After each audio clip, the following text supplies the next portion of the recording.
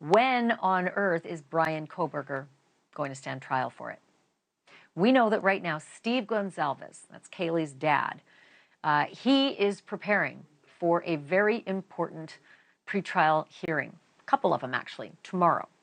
And he plans to have a couple of family members with him. I spoke with him early today, and these might be some names you've heard before, maybe not, but Randy Davis is going to go to court with Steve Gonsalves tomorrow. That's Xana's stepdad. Randy Davis was married to Xana's mom for about 8 years, and Randy and Xana's mom, Kara, had a baby, a boy, and that is Xana's stepbrother. They grew up all together as siblings. So this will be really important that Xana's stepbrother, who she considers a brother, and her stepdad will be in court with Steve Gonsalves tomorrow. Also coming in via Zoom is going to be Xana's dad, Jeff Kernodle.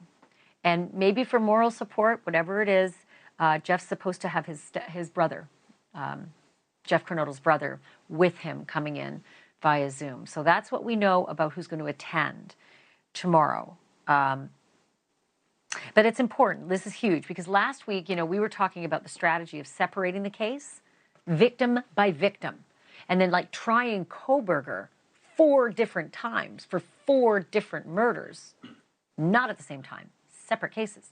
And that would be in case there's a not guilty verdict the first time round. Double jeopardy means you can't try him again. Off he goes. If he's not guilty, he's free forever. If he's not guilty of the first murder, you get 3 more bites at the apple. Kayleigh Gonsalves' dad, Steve, said that he is really on board with that theory and with that idea, and that he and his team are hoping that that actually might happen. Whether it will or not, it's a long shot, but I want to get to NewsNation's national correspondent, Alex Caprariello. He is in downtown Moscow right now. I think you're, if I can recognize your location, you're at the Mad Greek restaurant, and that's where both Maddie and Xana used to work, right? Yeah, it's actually right here behind me. You can probably see it over my shoulder. Obviously a place that is very close to this story, to the 4 victims, particularly the 2 of them. I had a chance to walk in there earlier today and see how people are doing. I had a chance to speak to the manager. He had some new information that I didn't know. First and foremost, he said most of the coworkers there at the Mad Greek that worked with Xana and with Maddie no longer work there. It's just too hard to actually be in that space. The memories are just too difficult. But one thing that was really touching, Ashleigh, was this beautiful memorial that's actually standing right there by the bar. And I think we have video that we can actually show that shows these 4 Idaho 4 victims as a way for people there to remember them, to lift up their lives. The manager telling me that just about everyone who walks in there and orders at that restaurant, orders at that bar, takes a second, looks at those pictures and remembers the tragedy that happened to these 4 young people. Oh, Alex, we're seeing it now. Thank you for loading that. Mm-hmm. Thank you for putting that up on the show. That's, I kind of wondered if they were going to do something like that, Alex, because at first they were really overwhelmed at that restaurant. They were so upset with media coming in. It's almost as though they just wanted it all to end, people to go away. They just didn't want this to be such a big part of their lives. But I'm really glad that here we are a year plus, and they've decided to honor the kids in this way. But I also get it, that the other coworkers just couldn't deal it. They just couldn't hack it, and that they had to leave. Did you have a chance to talk to some of the other people around town? Because, this is also their reality, right? So I would imagine that they have some strong feelings about tomorrow's hearing and getting a date on the calendar for a trial.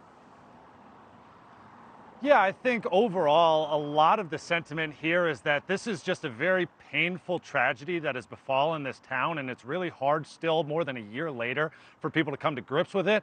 Beyond that, it's a fact that there's a trial that's happening at a courthouse about 2 blocks from where I'm standing, and it just never seems to actually have its conclusion, its day in court yet. And so this trial is something that people are eagerly awaiting. Just because they want to get past it. Of course, they remember and love the victims of these University of Idaho students, but at the same time, they know that there is an accused criminal that's in a jail underneath the courthouse, and they want to see that person brought to justice. In fact, I think it feels as if there's this dark cloud that's actually hanging over this city. They want to see it go to trial. Here's what one man who lives here in Moscow had to say.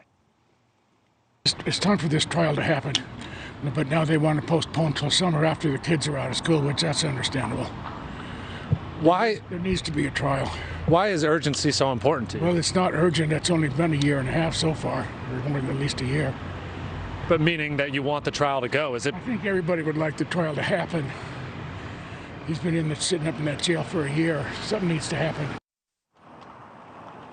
And I think another major concern is that it feels like there's not enough information for them to grasp onto. This restrictive gag order in place really prohibits information about the progress of this. So I think tomorrow with this scheduling conference, if a date does come down, it's going to be a relief to everyone because it feels like progress is being made.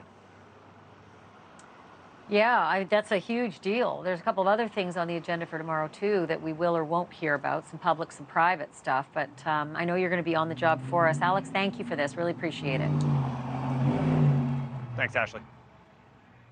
So Alex is in Moscow, and what's really interesting is what the judge has made, clear about the trial when it gets scheduled.